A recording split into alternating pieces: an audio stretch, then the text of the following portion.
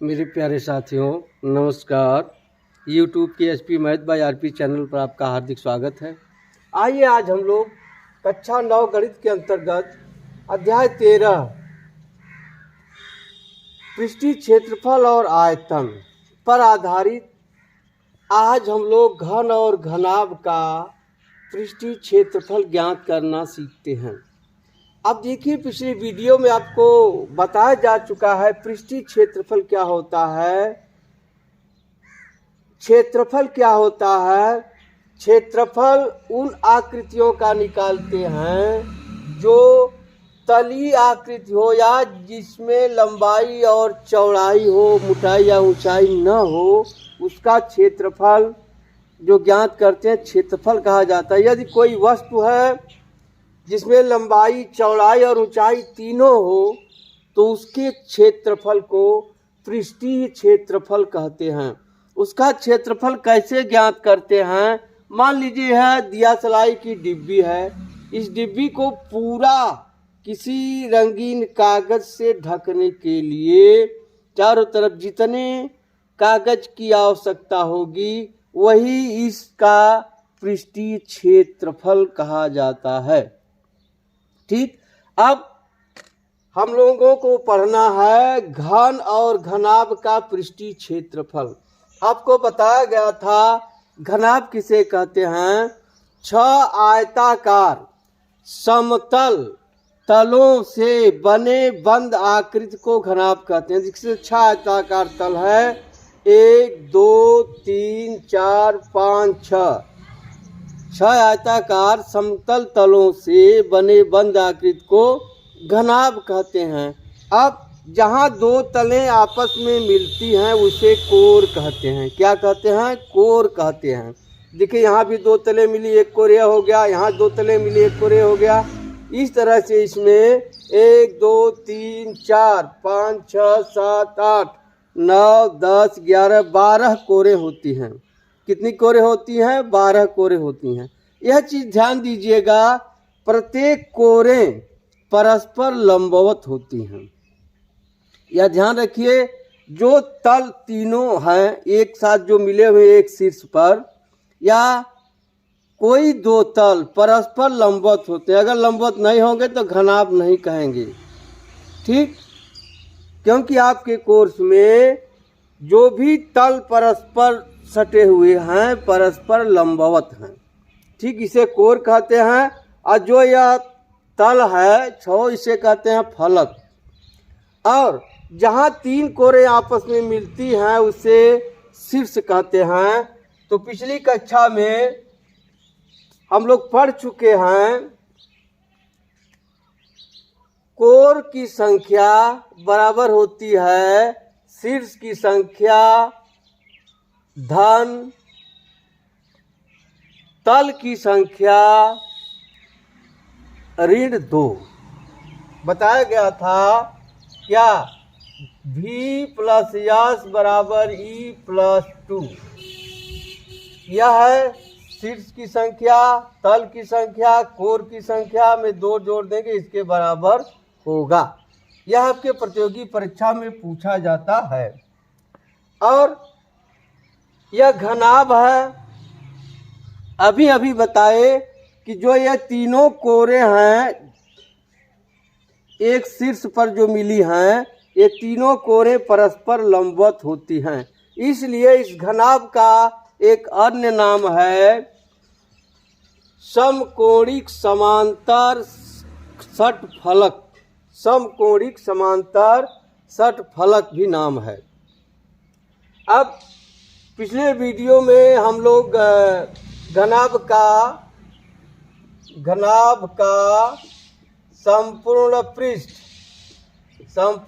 पृष्ठ या पृष्ठीय क्षेत्रफल या घनाभ का पृष्ठ विक्षेप कहते हैं निकाल चुके थे। 2 कोष्ठ में LB + BH + HL वर्ग मात्रक। अब कभी कभी ऐसा होता है जैसे कोई संदूक है या बॉक्स है, उसमें या तो निचली दीवार या ऊपरी दीवार छोड़ करके कोई रंगने वाला काम किया जाता है, या कोई कमरा है घनाकार, उसके फर्श और छत को छोड़कर रंगाई पुताई करने की बात होती है। तो आइए उसका क्षेत्रफल निकालते हैं। यदि मान लीजिए कोई बॉक्स है या कोई कमरा है, उसके चारों दीवारों का क्षेत्रफल या चारों सतहों का क्षेत्रफल या चारों तलों का क्षेत्रफल कैसे ज्ञात करते हैं। जैसे देखिए उस दिन बताए थे, डिब्बा है इस तरह से, यह घनाकार, ये देखिए यह ऊपरी सिरा है या निचला सिरा है, इसको इस तरह से खोल दिए, देखिए यहाँ खोल दिया, ऊपरी सिरा हो गया, और यह आगे पीछे वाला या अगल बगल वाला हो गया, देखिए यह आगे पीछे अगल बगल वाला हो गया, यह ऊपरी सिरा या निचली सिरा हुआ। यदि मान लीजिए कह दिया जाए इसके सिर्फ दीवारों की रंगाई करनी है, इसके इसका तल और फर्श छोड़ करके, तब कैसे निकलेगा। देखिए इसको नामिनेशन कर लेते हैं। मान लीजिए कि यह 1 है, यह 2 है, यह 3 है, यह 4 है। चारों तलों का क्षेत्रफल निकाल ले तो पहले तल का क्षेत्रफल बराबर क्या हो जाएगा, देखिए b गुणे h हो जाएगा BH। फिर दूसरे तल का क्षेत्रफल क्या हो जाएगा, H गुणे L। फिर तीसरे तल का क्षेत्रफल ठीक है क्या होगा, BH। और चौथे तल का क्षेत्रफल क्या आ जाएगा, चौथा तल है यह यल गुणे एच, क्या या एच गुणे यल, एच यल। अब चारों तलों का क्षेत्रफल, चारों तलों का क्षेत्रफल क्या हो जाएगा, BH धन HL धन BH धन HL। अब देखिए BH एक यहाँ है जाएगा 2BH प्लस एक HL यहाँ, एक HL यहाँ है 2HL। अब इसमें से 2 कॉमन ले लें, यहाँ से बचेगा B प्लस यहाँ से बचेगा L और H भी कॉमन हो जाएगा। या इसे आप लिख सकते हैं 2 कोष्ठ में L plus B into H। क्या अब क्या सूत्र हो गया, 2 कोष्ठ में लंबाई धन चौड़ाई गुणे ऊंचाई। यह क्या हो गया, चारों तलों का क्षेत्रफल। या आप संदूक के चारों तलों का क्षेत्रफल लिखिए, या आप लिख सकते हैं कमरे के चारों दीवारों का क्षेत्रफल, कमरे के चारों दीवारों का क्षेत्रफल। ठीक है, इस तरह से आप करेंगे तो चारों दीवारों का क्षेत्रफल आपको निकल जाएगा। ठीक है, अब आप जान गए कोर क्या होता है, शीर्ष क्या होता है और तल क्या होता है। आइए इनका उदाहरण लेते हुए हम प्रश्नों को हल करना सीखते हैं। देखिए उदाहरण है, हमीद ने अपने घर के लिए ढक्कन वाली एक घनाकार पानी की टंकी बनवाई है। क्या बनवाई है, पानी की टंकी बनवाई है, जिसका प्रत्येक बाहरी किनारा 1.5 मीटर है। कितना है, 1.5 मीटर है। वह इस टंकी के बाहरी पृष्ठ पर तली को छोड़ते हुए 25 सेंटीमीटर भुजा वाली वर्गाकार टाइलें लगवाता है। यदि टाइलों की लागत 360 रुपये प्रति दर्जन है तो उसे टाइल लगवाने में कितना व्यय करना पड़ेगा। अब देखिए इसमें कह रहा है इसकी प्रत्येक भुजा, यह भी 1.5 मीटर है, यह भी 1.5 मीटर है, और यह उसकी ऊंचाई भी कितनी है, 1.5 मीटर है। तो कह रहा टंकी के बाहरी पृष्ठ पर तली को छोड़ते हुए, अब एक तली को छोड़ देंगे तो 5 पृष्ठ हो गया, 5 तल हो गए। तो पहला काम क्या करें, निकालने की 5 तलों का क्षेत्रफल कितना होगा। तो आप यहां लिखेंगे तली को छोड़कर 5 तलों का पृष्ठीय क्षेत्रफल क्या हो जाएगा, 6a² होता है, एक तल छोड़ दिए तो 5a² हो जाएगा, 5a² वर्ग मीटर। अब रख दीजिए 5 गुणे ए बराबर कितना है, 1.5 गुणे 1.5 वर्ग मीटर। अब गुणा कर दीजिए, 5 गुणे 2.25 वर्ग मीटर, गुणा हो जाएगा 5 × 5 = 25, 5 दूनी 10, 2 12, 5 दूनी 10, 1 11, 11.25 वर्ग मीटर। अब क्या कह रहा है, इस पर टाइल लगवाना है। कितना लगवाना है, टाइल लगवाना है।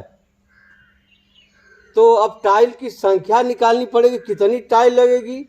एक टाइल की भुजा कितनी है, 25 सेंटीमीटर। तो आप लिख लेंगे एक टाइल का क्षेत्रफल, एक टाइल का क्षेत्रफल बराबर क्या हो जाएगा। अब इसको भी मीटर में बदल ले, क्या हो जाएगा, 0.25 गुणे 0.25 वर्ग मीटर। गुणा कर दे तो क्या आ जाएगा, 25 25 625 वर्ग मीटर। दशमलव लग जाएगा 4 अंक पर, 2 2 4, 2 1 3, 1 0 बढ़ाकर दशमलव यहाँ हो जाएगा वर्ग मीटर। अब टाइलों की संख्या निकालने, टाइलों की वांछित संख्या बराबर क्या हो जाएगा, इतने वर्ग मीटर है पूरा, और एक टाइल का क्षेत्रफल इतना, एक टाइल्स या इतना वर्ग मीटर जगह घेरता है एक टाइल्स, इसलिए एक पर, इसलिए इतने पर। तो क्या हो जाएगा, 2.11 क्या है, 11.25 बटे 0.60625। अब इसी में भाग देना है, दशमलव हटा दे, 4 अंक पर दशमलव देखिए यहाँ है, हट गया, यहाँ हो जाएगा 11 2 5, 2 हो गया, 2 0 बढ़ा दे, बटे हो जाएगा 625। अब देखिए यह 25 से कटेगा, 25 25 625, यहाँ हो जाएगा 25 चौक के 100, 12 बचेगा, यह हो गया। ठीक, देखिए 25 से काटेंगे, 25 चौक के 100, यह बचेगा 12, फिर 5 से 25 बचे 125 होगा, 25 बचे 125, 2 0 हो जाएगा, फिर 25 से कटेगा, या 5 से काट दिए, 5 बचे 25, 5 9 45 0, फिर काट दीजिए, 5 इकाई 5, और बचेगा कितना, 4, 5 8 40, 180।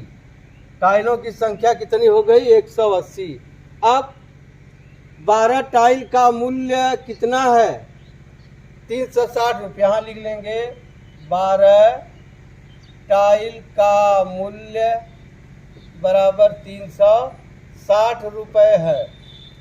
इसलिए एक टाइल का मूल्य क्या होगा? 360 बटे 12 रुपये। इसलिए कितना टाइल? 180 टाइल है। 180 टाइल्स का मूल्य बराबर हो जाएगा 360 बटे 12 गुणे 180 रुपये। देखिए कट जाएगा 12 तिहाई 36, 30 हो जाएगा। अब यहाँ हो जाएगा 0 0 18 तिहाई 54, इतना रुपए। अब उत्तर हो जाएगा टाइल लगवाने का व्यय। अब उत्तर हो जाएगा टाइल लगवाने का व्यय बराबर 5400 रुपये। क्या? 5400 रुपये। यही हो गया। अब आप इस प्रश्नावली का अभ्यास प्रश्न हल करिएगा। कोई दिक्कत होगी फिर अगले वीडियो में मिलते हैं। तब तक के लिए धन्यवाद। जय हिंद, जय भारत।